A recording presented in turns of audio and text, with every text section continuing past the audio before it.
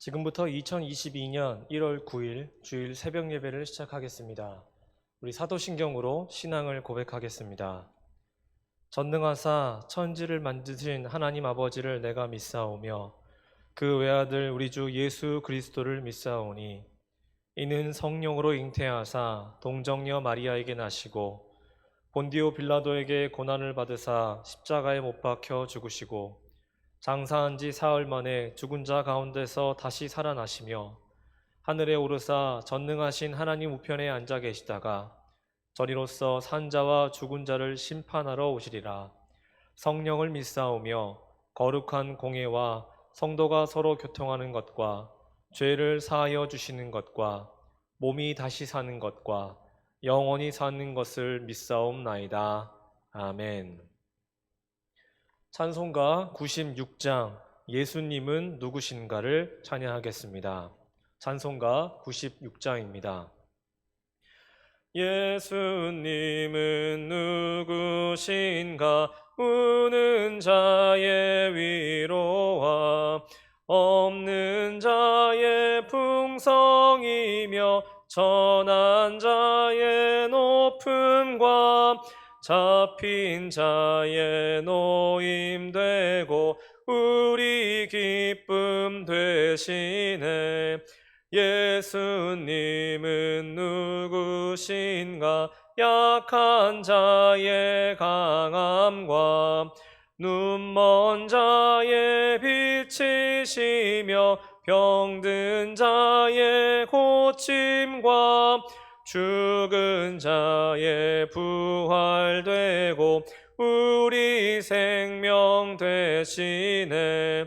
예수님은 누구신가 추한 자의 정함과 죽을 자의 생명이며 죄인들의 중보와 멸망자의 구원되고 우리 평화 되시네. 예수님은 누구신가 온 교회의 머리와 온 세상의 구주시며 모든 왕의 왕이요 심판하실 주님 되고 우리 영광 되시네. 아멘. 오늘 하나님의 말씀은 누가복음 2장 21절부터 40절까지 말씀입니다. 제가 가진 성경으로는 신약성경 90면입니다. 누가복음 2장 21절부터 40절까지 말씀입니다. 우리 한 절씩 교독하겠습니다. 할례할 8일이 되매 그 이름을 예수라 하니 곧 잉태하기 전에 천사가 일컬은 바로라. 모세의 법대로 정결례식의 날이 참에 아기를 데리고 예루살렘에 올라가니 이는 주의 율법에 쓴 바 첫 해에 처음 난 남자마다 주의 거룩한 자라 하니라. 한 대로 아기를 죽게 드리고 또 주의 율법에 말씀하신 대로 산비둘기 한 쌍이나 혹은 어린 집비둘기 둘로 제사하려 함이더라. 예루살렘에 시므온이라 하는 사람이 있으니 이 사람은 의롭고 경건하여 이스라엘의 위로를 기다리는 자라. 성령이 그 위에 계시더라. 그가 주의 그리스도를 보기 전에는 죽지 아니하리라 하는 성령의 지시를 받았더니 성령의 감동으로 성전에 들어가매 마침 부모가 율법의 관례대로 행하고자 하여 그 아기 예수를 데리고 오는지라.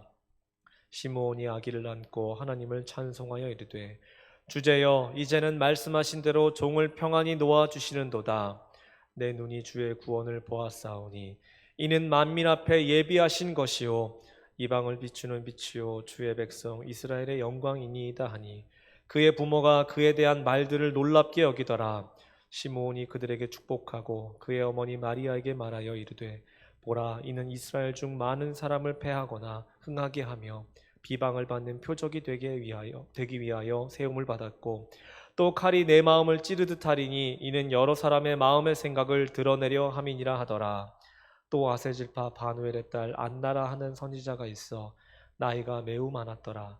그가 결혼한 후 7해 동안 남편과 함께 살다가 과부가 되고 84세가 되었더라. 이 사람이 성전을 떠나지 아니하고 주야로 금식하며 기도함으로 섬기더니 마침 이때에 나와서 하나님께 감사하고 예루살렘의 속량을 바라는 모든 사람에게 그에 대하여 말하니라. 주의 율법을 따라 모든 일을 마치고 갈릴리로 돌아가 본 동네 나사렛에 이르니라. 아기가 자라며 강하여지고 지혜가 충만하며 하나님의 은혜가 그의 위에 있더라. 아멘. 여러분, 오늘 우리가 함께 읽은 이 본문은 아기 예수의 정결 예식에 대해서 말씀하고 있는 그런 본문입니다. 우리가 22절 말씀에 보면 이 요셉과 마리아가 아기 예수를 데리고 예루살렘에 올라갔다라고 기록하고 있습니다. 그러면 먼저 생각해 볼 수 있는 것이 왜 예루살렘에 이 아기 예수님을 데리고 올라갔느냐라는 겁니다. 그에 대한 답을 우리 22절 맨 첫 부분에서 볼 수가 있는데, 이 바로 모세의 법대로 또 정결 예식의 날이 참회라는 이 구절에서 우리가 먼저 살펴볼 수가 있습니다. 그 모세의 법이란 무엇이냐? 이 구약 성경 레위기 12장 2절부터 8절까지의 내용에 관련된 그런 법인데, 이 산모의 정결과 관련된 그런 규례입니다. 태어난 지 8일 후에는 그 아기가 할례를 받아야 하고, 또 아들을 낳으면 7일 동안 부정하고 33일 동안에는 집안에 머물러 있어야 한다. 또 정결하게 되는 그 기한, 즉 40일이 되게 되면 이 번제와 속죄제를 드려야 하는 그런 때가 또 오기도 하고, 그 번제를 위해서는 1년 된 어린 양을, 또 속죄제를 위해서는 집비둘기 새끼나 산비둘기를 제사장에게 드려야 되는데, 만약에 어린 양을 바치기가 어렵다고 한다면 이 산비둘기 2마리나 집비둘기 새끼 2마리를 각각 번제 제물과 이 속죄 제물로 나눠서 바쳐야 한다라는 이런 규례가 있습니다. 이 규례에 따라서 이 아기 예수님을 데리고 지금 요셉과 마리아가 예루살렘으로 올라간 것이죠. 또 하나는 당시 이스라엘 백성들에게는 이 율법적 관례로 내려오는 것이 있었습니다. 이어져 내려오는 것이 있었는데, 그것이 뭐냐면 출애굽기 13장 11절부터 16절까지 나오는 그런 규례와 관련이 되어 있습니다. 여기서는 이 태에서 처음 난 것과 관련된 그런 규례 내용이 쭉 기록되어 있는데, 이 태에서 처음 난 것에 대한 규례는 어디서부터 또 유래되었냐면, 이 출애굽 당시에 마지막 재앙이었던 이 애굽의 장자 재앙 때부터 이어져 오는 것을 볼 수가 있습니다.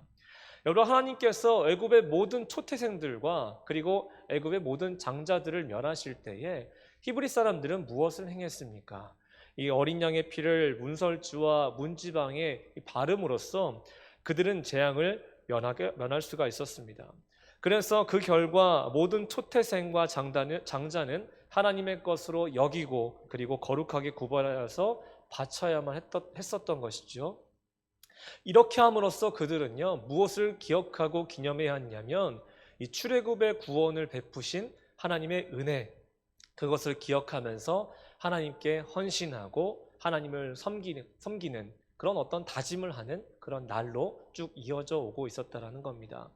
그래서 이와 같은 규례에 따라서 이 요셉과 마리아도 우리 23, 24절에서 볼 수 있었듯이 이는 주의 율법에 쓴 바 첫 해에 처음 난 남자마다 주의 거룩한 자라 하리라 한 대로 아기를 주께 드리고, 또 주의 율법에 말씀하신 대로 산비둘기 한 쌍이나 혹은 어린 집비둘기 둘로 제사하려 함이더라 라고 이렇게 말씀하는 것을 볼 수가 있는 겁니다. 그런데 여러분, 아기 예수께서 이 할례를 받으셨다는 것, 할례를 행하셨다는 것은 참 주목할 만한 일입니다. 왜 그렇습니까? 사실 이러한 율법 의식은 인간에게나 적용되는 것이죠. 죄 아래에 있는 인간에게나 적용되는 것인데, 하나님의 아들이자 또 죄와 허물이 없으신 그 예수님께서 또 율법을 행하실 이유가 없으신 그런 분이신데, 왜 무슨 이유로 이렇게 율법을 따라서 할례를 행하게 되신 것일까? 그 질문을 한번 떠올려 볼 수가 있습니다. 그런데 이에 대한 답을 우리가 어디서 또 찾아볼 수 있냐면 갈라디아서 4장 4절 5절 말씀에서 볼 수가 있습니다. 때가 참에 하나님의 그 아들을 보내사 여자에게서 나게 하시고 율법 아래에 나게 하신 것은 율법 아래에 있는 자들을 속량하시고 우리로 아들의 명분을 얻게 하려 하심이라 라고 말씀하고 있습니다. 두 가지 이유를 한번 찾아볼 수가 있습니다. 첫 번째는 예수님은 율법을 지키심으로써 율법을 폐하려 오신 분이 아니라 율법의 완성자로서 이 땅에 오셨다라는 겁니다. 두 번째 이유는 율법의 올무로에서 자유롭지 못한 그 인간을 구원하시기 위해서 율법 아래에서 나셨고 율법을 행하셨다라는 그 이유를 우리가 찾아볼 수가 있습니다. 한마디로 말하면 온 인류의 구원자로서 이 땅에 태어나셨고 그리고 그 사명을 감당하기 위해서 먼저 이렇게 율법에 따라서 이 일들을 행하셨다라는 겁니다. 율법 위에 계신 예수님께서 율법 아래에 계셨습니다. 아래에서 나셨습니다. 그리고 그 율법의 요구에 철저하게 순종하셨습니다. 그리고 마침내는 이 십자가 대속 사건을 통해서 그 율법의 요구를 완전히 이루셨습니다. 이 같은 사실은 우리에게 큰 은혜가 아닐 수가 없습니다. 왜 그렇습니까? 예수 그리스도의 이 거룩한 순종과 예수 그리스도의 이 거룩한 희생을 통해서 우리가 이러한 율법의 요구에서 자유롭게 됐기 때문입니다. 더 이상 우리는 율법의 요구로 인해서 두려워한다거나 혹은 경직된 삶을 살 필요가 없게 되었기 때문입니다. 율법으로부터 해방된 한 사람으로서 우리는 예수님께서 허락하신 그 새로운 생명, 그 새 생명만 마음껏 누리면 되는 것이죠. 물론 그렇다고 율법이 폐지되는 것은 아닙니다. 오늘날에도 그 율법은 유효합니다. 다만 구원을 위해서 율법을 지킬 필요가 없어졌다라는 것인데 이것은 오늘날 이 시대를 살아가고 있는 그리스도인들 바로 우리의 특권이자 또 하나님께서 허락하신 그 행복, 기쁨이라는 것을 기억했으면 좋겠습니다. 예수님께서는 비천한 우리를 위해서 친히 스스로를 낮추셨습니다. 온 인류의 장자로서 자신을 속죄제물로 드리셔서 율법의 요구를 완전히 이루셨습니다. 그 결과 우리는 죽음에서 벗어나서 하나님과 화목된 자녀로서 그 은혜를 얻게 되었다라는 것을 우리가 오늘 본문을 통해서 생각해 볼 수가 있습니다. 그래서 그레이라는 신학자가 이런 말을 했습니다. 예수 그리스도라는 그 이름은 한마디로 천상천하에서 가장 위대한 언어이다 라고 말입니다. 여러분 오늘 본문의 앞단락 21절부터 24절까지의 말씀은요, 우리가 왜 예수 그리스도라는 그 이름을 붙잡고 의지해야 되는지 다시 한번 기억하게 합니다. 그 이름에 구원의 소망이 있고 그 이름에 구원의 능력이 있고 그 이름에 구원의 은혜가 있기 때문에 그러므로 그 이름을 우리 삶에 더욱더 분명하게 새기면서 그 은혜에 감사하며 살아가는 그런 성도가 되어야 한다는 그런 영적인 교훈을 오늘 우리에게 전해주고 있습니다. 그러니 사랑하는 성도 여러분, 앞으로도 예수 그리스도의 그 구원의 능력의 이름을 붙잡고 살아가시는 여러분 모두가 되시기를 간절히 바랍니다. 이제 25절부터 38절까지의 말씀에 보면 두 사람이 등장하는 것을 볼 수가 있습니다. 한 사람은 시므온이라는 사람이고 또 한 사람은 여선지자 안나라고 하는 사람입니다. 이 두 사람은 아주 특별한 만남을 가진 사람들입니다. 오랜 기다림 끝에 이 메시아로 이 땅에 오신 아기 예수님을 만나게 된 것이죠. 먼저 시므온과 관련된 일을 보면 이 요셉과 마리아가 성전에 들어갔을 때 이 시므온은 아기 예수님을 만나게 됐습니다. 근데 그 아기 예수님이 누군지를 알고 그 아기 예수를 품에 안고서 찬송하기 시작했습니다. 참고로 여기서 안고의 의미를 좀 더 살펴봤더니 여기에는 환영하다라는 의미가 있었습니다. 그러니까 이런 점에서 봤을 때 시몬이 지금 이 두 팔로 아기를 안았다라는 것은 그 아기를 안기 전에 먼저 두 팔을 크게 벌려서 그 아기를 환영했다라는 것이고 그리고 그 아기를 두 손으로 꽉 안고 있는 그런 모습을 떠올리게 합니다. 그러니까 한마디로 열렬히 환영했다라는 그런 의미가 있는 것입니다. 그럼 여느 아기들과 차별을 둔 것이냐? 그렇지가 않습니다. 그 아기가 어떤 아기인 줄 알았기 때문에 그는 이 벅찬 기쁨에 또 벅찬 감동으로 그 아이를 두 팔 벌려서 환영할 수밖에 없었던 것이고 더 어찌 보면 더 소중하게 그 아기를 안게 된 것이 아닌가라는 이런 생각을 하게 됩니다. 그러면서 그 벅찬 감격에 찬양하지 않을 수 없었기 때문에 찬송을 하기 시작했는데 그 찬송이 바로 29절부터 32절까지 말씀입니다. 주제여 이제는 말씀하신 대로 종을 평안히 놓아주시는도다. 내 눈이 주의 구원을 보았사오니 이는 만민 앞에 예비하신 것이요 이방을 비추는 빛이요 주의 백성 이스라엘의 영광이니이다 하니. 아멘. 당시 이스라엘은 로마 지배 아래에 있었습니다. 그리고 지난주 주일날 새벽 설교 때 제가 말씀드렸던 것처럼 이 당시 유대인들은 또 유대왕 이 헤롯의 폭정 그 정치 아래에 있었기 때문에 굉장히 힘든 시간들을 보내고 있었습니다.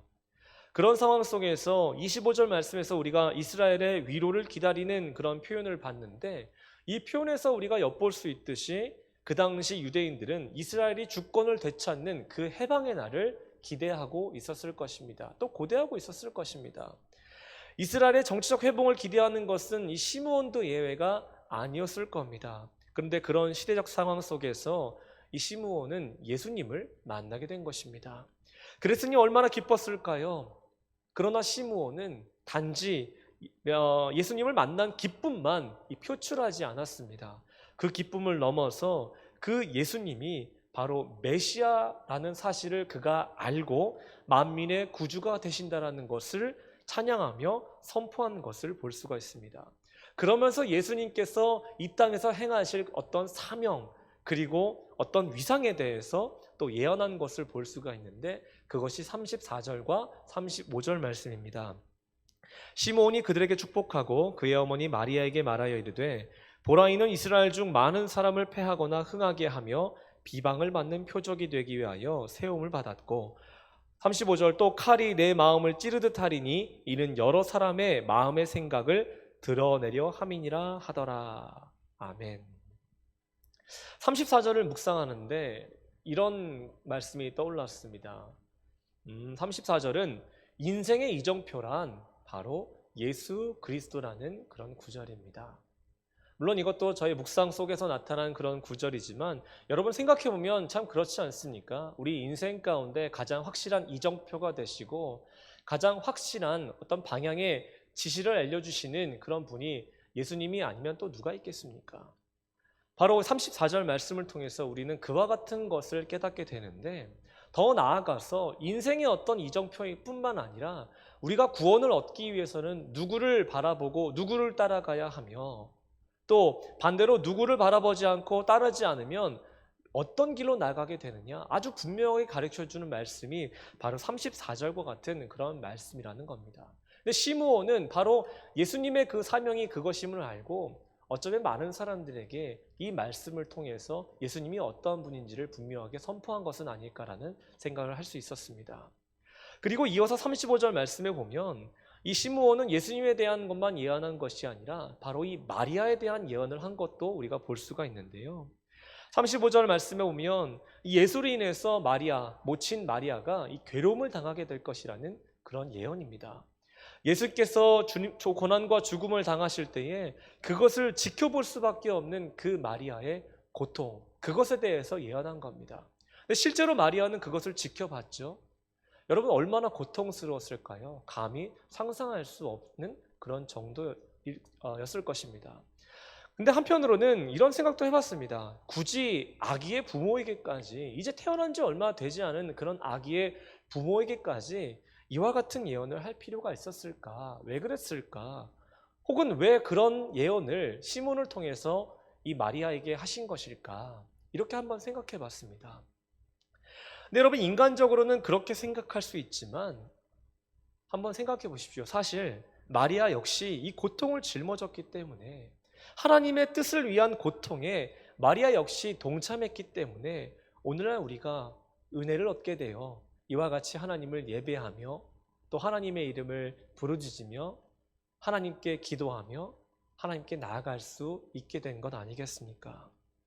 그러므로 사랑하는 성도 여러분, 오늘 분명한 구원의 이정표가 되시는 그 예수님에 대한 이 흔들림 없는 확신을 가지고 사시는 여러분 모두가 되시길 간절히 바라고, 또 우리가 어떻게 누구를 통해서 무엇을 통해서 어떤 은혜를 통해서 이와 같이 오늘도 예배할 수 있게 되었는지를 한번 생각해 보시면서 그 은혜에 더 감격하며 더 감사하며 나아갈 수 있는 우리 모두가 되기를 간절히 바랍니다. 이번에 여러분 여선지 안나 이야기도 한번 살펴볼까요? 이 안나도 시므온처럼 예수님이 메시아라는 사실을 알아봤습니다. 그리고 예수님에 대한 예언의 말씀을 선포했죠. 이스라엘 백성이 오랫동안 소망하던 구원이 임할 것임을 그도 증언했습니다. 그리고 그 소망을 이루어 주신 하나님께 감사한 것을 볼 수가 있는데 그게 38절 말씀입니다. 마침 이때에 나와서 하나님께 감사하고 예루살렘의 속량을 바라는 모든 사람에게 그에 대하여 말하니라 라고 말씀합니다. 그러면 하나님께서 이 두 사람의 이야기를 통해서 우리에게 들려주시고자 하는 그 메시지가 무엇일까를 한번 살펴보려 합니다. 그것은요, 예수님의 재림을 기다리는 성도의 삶의 자세는 어떠해야 하는가라는 질문에 대한 답을 주신다는 겁니다. 이 답을 시므온과 안나의 삶을 통해서 우리가 발견하게 되는데 두 가지를 나누고자 합니다. 첫째로는 의롭고 경건한 삶을 살아갈 때에 예수님을 깊이 만나게 된다는 겁니다. 25절 상반절 말씀에 보면 예루살렘에 시몬이라는 사람이 있으니 이 사람은 의롭고 경건하다라고 말씀합니다. 의롭다라는 것은 흠없이 하나님의 법을 따랐다라는 겁니다. 그뿐만 아니라 하나님의 공의와 사랑을 실천하며 살았다라는 겁니다. 시대적 상황이 굉장히 어려운 상황이었습니다. 시대적인 아픔을 겪고 있었고 또 폭정을 일삼던 그런 시대 속에서 살아가고 있었기 때문에 부정부패가 만연한 그런 사회였습니다. 그런 상황 속에서 시므온은 하나님의 백성으로서의, 하나님의 자녀로서의 정체성을 잃지 않았다라는 겁니다. 또 하나 그는 경건했다라고 말씀하죠. 경건했다라고 하는 이 말의 뜻을 또 하나 살펴보면 주의하다라는 말씀이 있고요. 또 신중했다라고 하는 그런 말씀이 있습니다.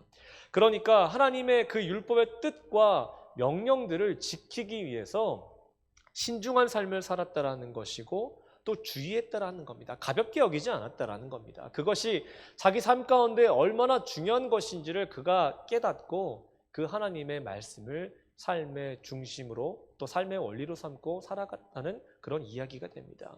그러니까 한마디로 말하면 순종의 삶을 살았다라는 것이죠. 역사적으로 우리가 구약의 맨 마지막 책 말라기 이후부터 이 신약 시대가 있기 전 그 400년의 기간을 이야기할 때 하나님의 계시도 없었다고 이야기하고 선지자도 없었다고 이야기합니다. 그럼 여러분 생각해 보십시오. 그와 같은 시대적 상황 속에서 과연 그들의 삶이 어땠겠냐는 겁니다.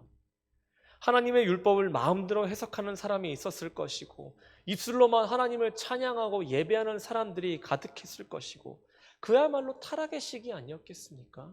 자기 정욕대로 행하는 사람들이 있었을 것이고 누군가는 400년이라는 긴 시간 동안 아무런 일도 일어나지 않았기 때문에 구약에서 말하는 그 메시아가 진짜 오시긴 오시는 건가?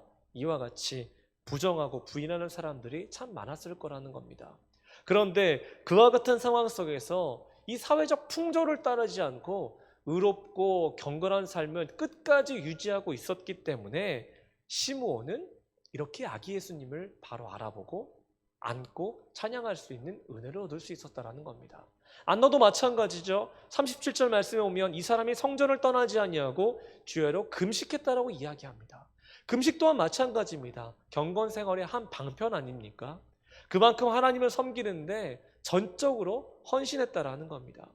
경건의 우선순위를 두고 살았던 시므온과 안나였기 때문에 이들은 하나님을 만날 수 있었던 것이고 예수님을 만날 수 있었던 것이고 그 예수님을 안을 수 있는 또 그 예수님을 직접 볼 수 있는 놀라운 은혜를 얻게 된 것입니다. 그렇기 때문에 우리도 이 의롭고 경건한 삶을 통해 예수님을 더 깊이 만날 수 있게 되고 그 예수님을 통해서 우리도 성령 충만한 삶을 살아갈 수 있다는 것 꼭 기억하시길 바랍니다. 두 번째로 성전을 가까이 하며 항상 기도하며 살아갈 때에 우리가 그 예수님의 은혜를 또한 경험할 수 있게 된다는 겁니다. 37절 말씀에 보면 기도함으로 섬기더니 라고 말씀하고 있습니다. 시몬도 그랬습니다. 안나도 그랬습니다.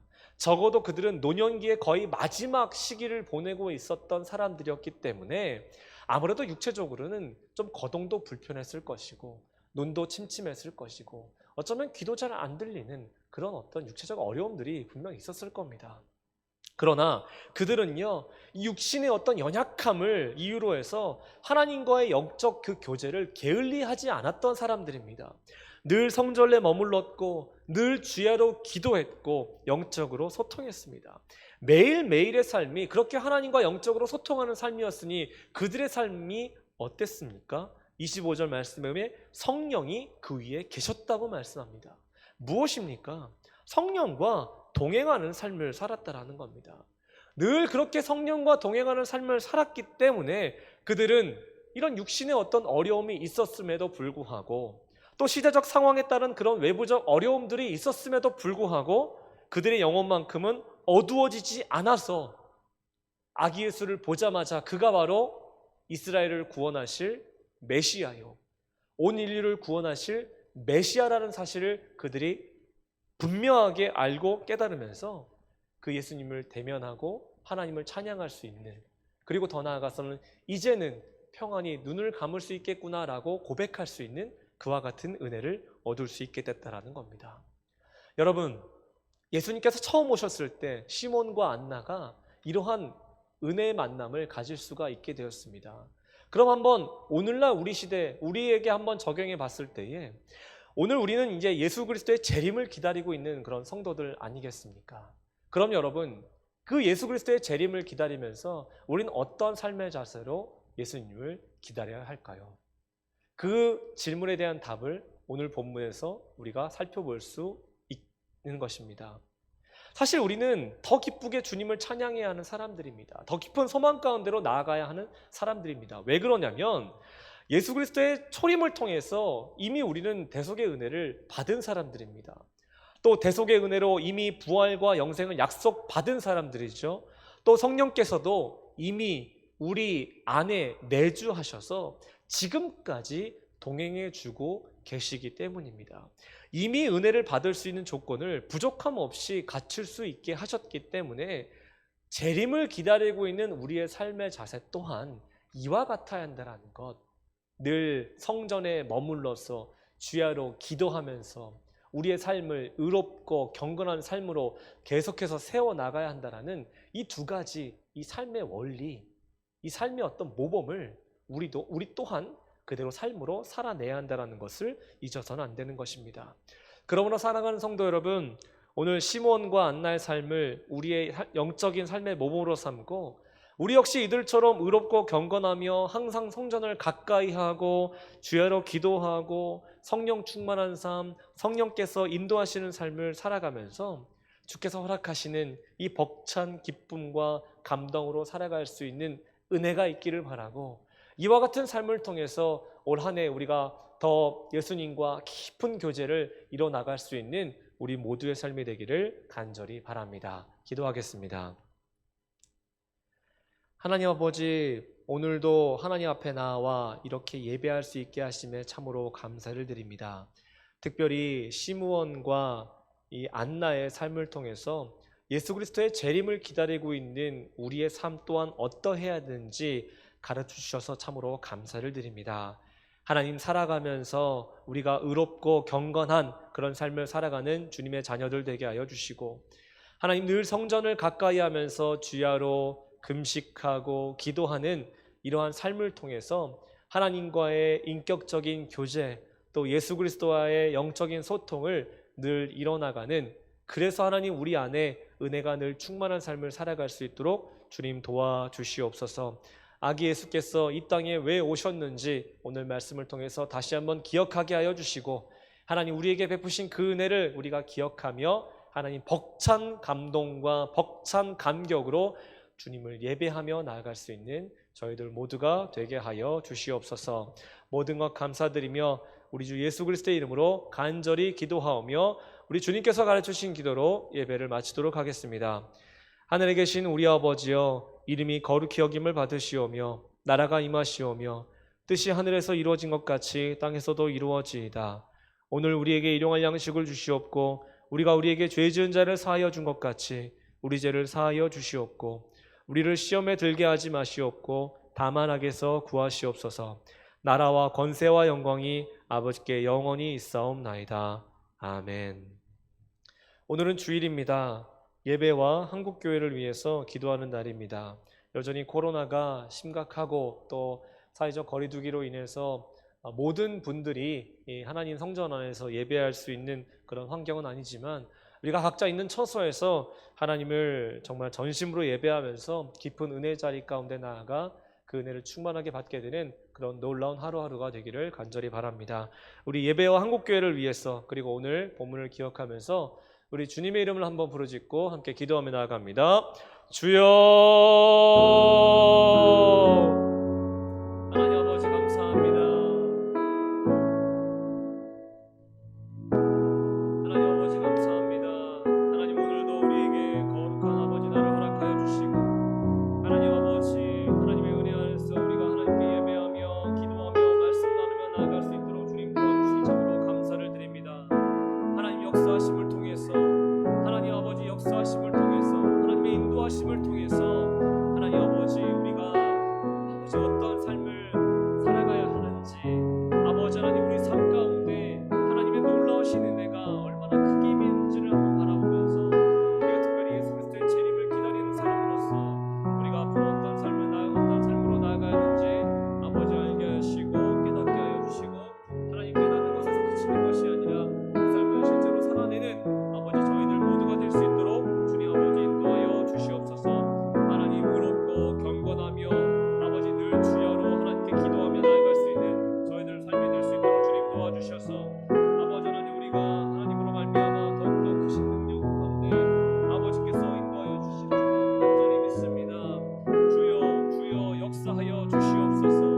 주님 역사하여 주시옵소서. 주님 역사하여 주시옵소서.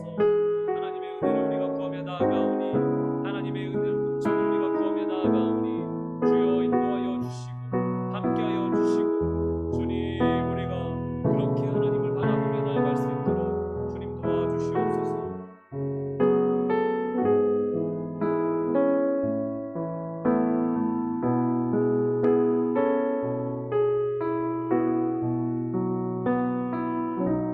아버지 예배와 한국교회를 위해서 아버지 기도합니다.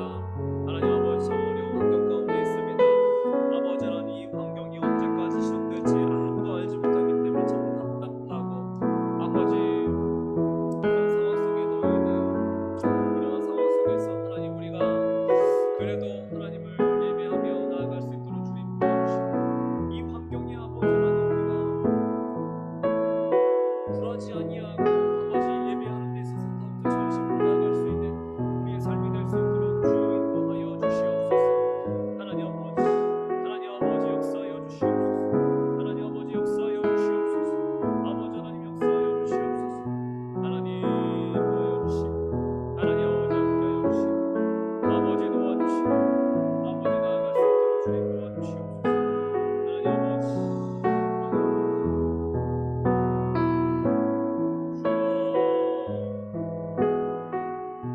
아버지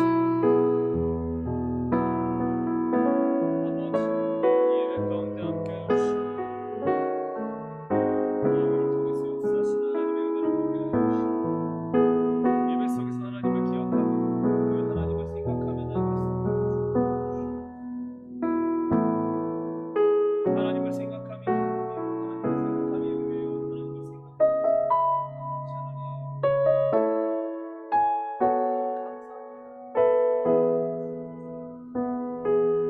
하나님 우리가 살아가면서 하나님을 생각하지 않으면